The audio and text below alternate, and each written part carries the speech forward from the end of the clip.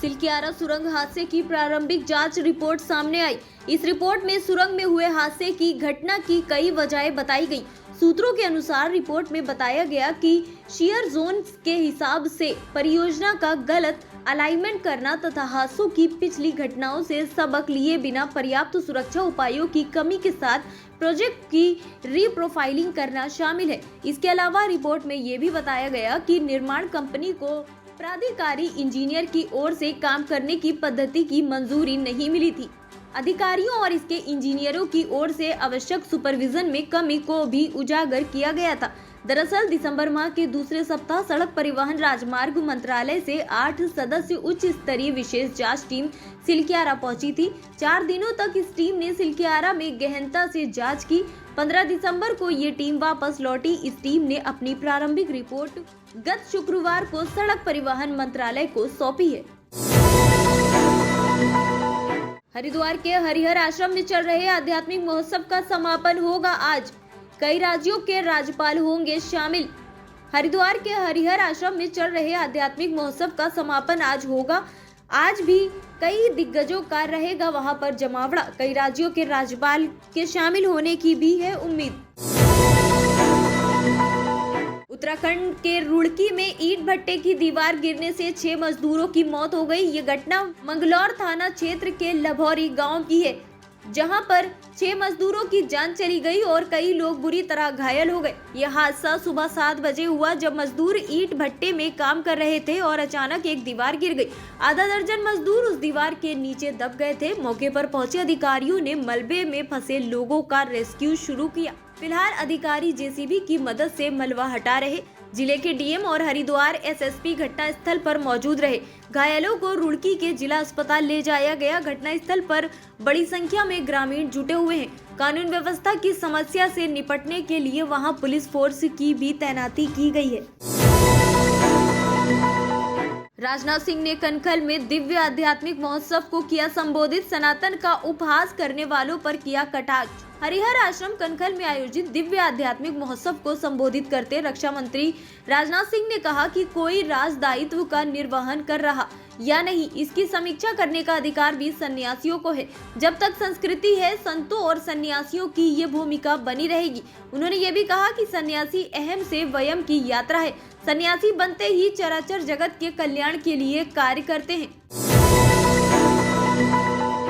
देहरादून में एक रेस्टोरेंट में आबकारी विभाग की टीम ने की छापेमारी। अवैध रूप से बार का हो रहा था संचालन, मैनेजर पर एफआईआर। आबकारी विभाग की टीम ने प्रीतम रोड स्थित एक रेस्टोरेंट में बिना लाइसेंस के बार के खिलाफ संचालन करने के मामले में एक के खिलाफ आबकारी अधिनियम में मुकदमा दर्ज किया। टीम ने जब मैनेजर से इस संबंध में पूछताछ की तो उसने वार्षिक पंजीकरण की 5,000 रुपए की रसीद दिखाई। इसके साथ ही 2,000 रुपए की रसीद एक दिन के बार के लाइसेंस के रूप में दिखाई। नियम के अनुसार रेस्टोरेंट में एक दिन के बार के लाइसेंस का शुल्क 20,000 रुपए होता है।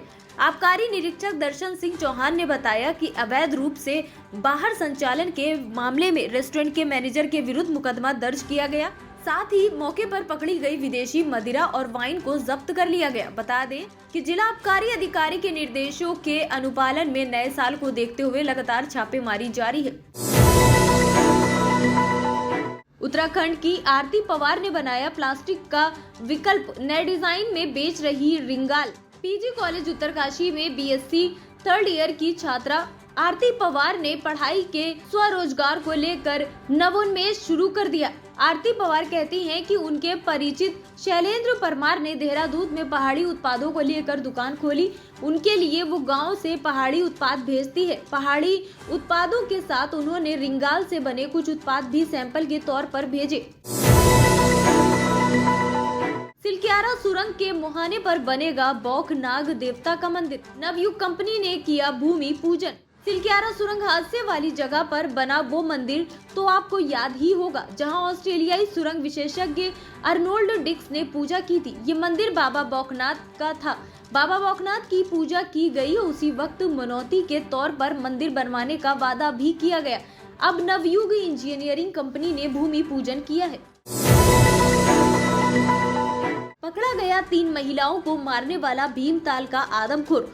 होगा DNA टेस्ट। जांच में जुटी टीम। भीमताल क्षेत्र में इसी माह 3 महिलाओं को मार डालने वाले नरभक्षी बाघ या गुलदार को रेस्क्यू किए जाने की कड़ी में वन विभाग को सफलता हासिल हुई है। टीम ने एक बाघिन को ट्रैंकुलाइज कर लिया है, जिसकी उम्र करीब 1.5 वर्ष बताई जा रही।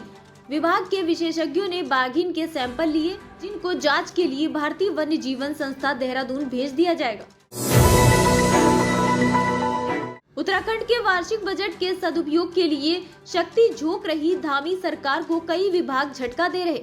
विकास और निर्माण कार्यों के लिए पूंजीगत मद में प्राप्त धनराशि को ये विभाग खर्च नहीं कर पाए हैं। खर्च में विभाग फिसड्डी है। विभाग को डुलमुल रवैया छोड़कर बजट उपयोग की योजना उपलब्ध कराने की हिदायत दी गई। प्रदेश के वार्षिक बजट के सदुपयोग के लिए शक्ति झोंक रही धामी सरकार को कई विभाग झटका देते चले गए हैं। विकास और निर्माण कार्यों के लिए पूंजीगत मद में प्राप्त धनराशि को ये विभाग खर्च नहीं कर पाए। सूचना, सिंचाई, लघु सिंचाई, शहरी विकास, आवास, उद्यान, ऊर्जा, खेल, समाज कल्याण जैसे 12 से अधिक विभाग बजट खर्च में अपने प्रदर्शन से सरकार के माथे पर बल डालते हुए दिखे। इन दिनों उत्तराखंड के पहाड़ों का प्रकृति ने खूब श्रृंगार किया है। उत्तराखंड का हर पर्यटक स्थल हिम शिखरों के करीब है। बर्फीली चोटियों से उतरती जलधाराओं के बीच है। नदी और झरनों की खूबसूरत वादी का संगीत यहाँ ताल, बुग्याल और भी खूबसूरत बनाता है।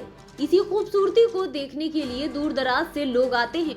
लोग यहाँ कुदरत की असीम खूबसूरती पर जहाँ भी निगाह पड़ती है, बरबस निहारने का मन हो जाता है।